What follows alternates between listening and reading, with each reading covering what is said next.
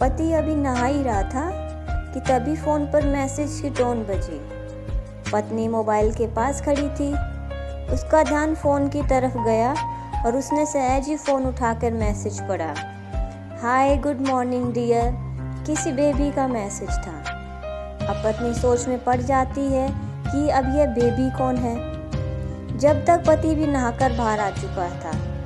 पत्नी उसे किसी बेबी का मैसेज आया है बताती है।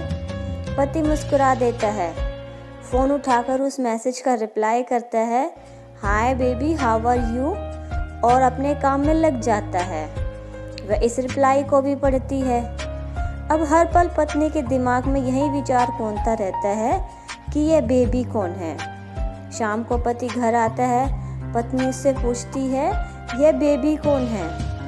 पति जवाब में सिर्फ मुस्कुरा देता है और फिर से अपने काम में लग जाता है। 2-3 दिन बीत जाते हैं। उन विचारों ने अभी तक पत्नी का पीछा नहीं छोड़ा था और फिर से पति के मोबाइल पर फिर एक बार बेबी का मैसेज आता है, आज तुम मिलोगे कि नहीं, तुम्हारी बहुत याद आ रही है। इस मैसेज ने तो आग में घी का काम कर दिया था। अब पत्नी का शक और भी ज़्यादा पक्का हो गया और मैसेजों का आदान प्रदान होता रहता और पत्नी के मन में शक की जड़ें और गहरी होती गई। पति पूछने पर जवाब में सिर्फ मुस्कुराहट के अलावा और कुछ नहीं कहता। यह शक गुस्सा बनकर तब ज्वालामुखी की तरह फट पड़ता है जब एक दिन उसे अपनी पति की जेब में सिनेमा की 2 टिकटें मिलती है। पत्नी अपने पति से बहुत झगड़ती है। पति उसे समझाने की कोशिश करता है लेकिन वह किसी की बात सुनने को तैयार नहीं है। अब पति को भी गुस्सा आ जाता है और झगड़ा और भी ज़्यादा बढ़ जाता है। गुस्से में पति घर से बाहर निकल जाता है।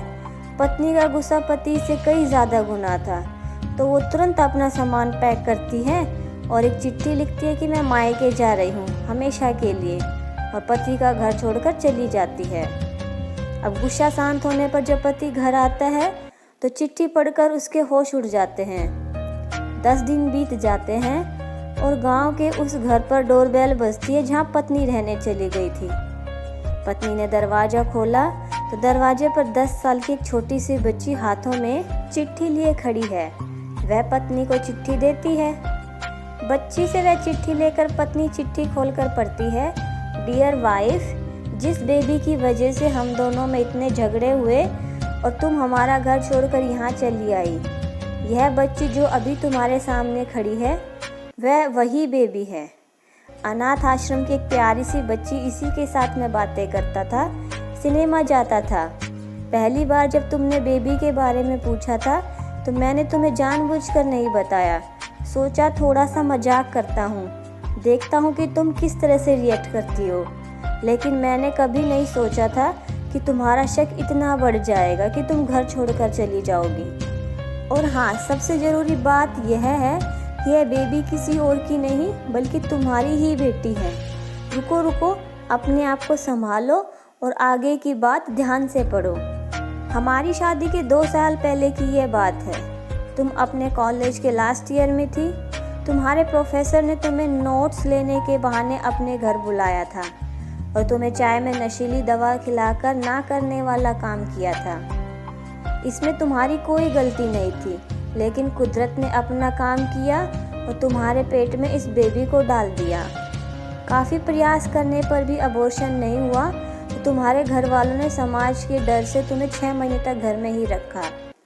तुम्हारे पिताजी खुद एक डॉक्टर है, इसलिए यह बिन मांगा बच्चा बड़ी आसानी से बिना किसी को कानो कान खबर हुए इस दुनिया में आया।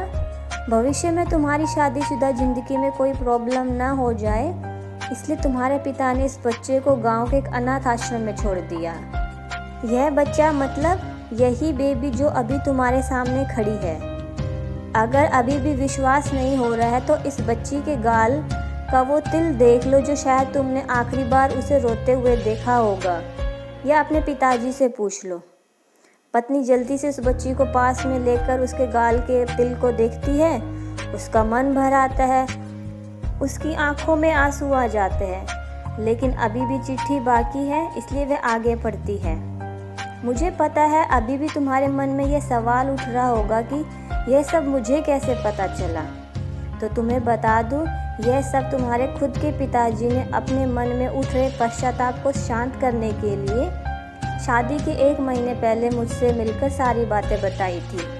उन्होंने यह भी कहा था कि अगर मैं चाहूँ तो शादी से इनकार कर सकता हूँ, लेकिन मैंने तुम्हें स्वीकार किया क्योंकि इस पूरी घटना में तुम्हारी कोई गलती नहीं थी और हमारी शादी हो गई। तुमने मुझसे बहुत प्यार किया, लेकिन तुम्हारे पिता से बेबी के बारे में जानने के बाद मैं उससे मिला बिना नहीं रह पाया। मैं बीच बीच में उससे मिलता था और उससे मिलने के बाद उसके साथ समय बिताना मुझे अच्छा लगता था। कितनी प्यारी बच्ची बिना किसी गलती के क्यों सजा भुगते, बस इसलिए मैं उसे थोड़ी सी खुशी देने की कोशिश करता था। बस मुझे इतना ही कहना था। अब अगर तुम फिर से अपने घर आकर मेरे साथ रहना चाहती हो तो अभी गैलरी में आ जाओ। तुम्हारा और सिर्फ तुम्हारा डियर पति। अब बिना एक क्षण की भी देरी किए हुए पत्नी दौड़कर गैलरी में पहुंची, जहां पर उसका पति खड़ा था। अब उसके चेहरे पर मुस्कान थी और खुशी के आंसू भी थे। तो दोस्तों, कारण कुछ भी हो, अपने दोनों के बीच में कभी भी सबको थोड़ी सी भी जगह मत दो, क्योंकि दुनिया में हर बीमारी का इलाज है, लेकिन शक नाम की बीमारी का कोई इलाज नहीं है।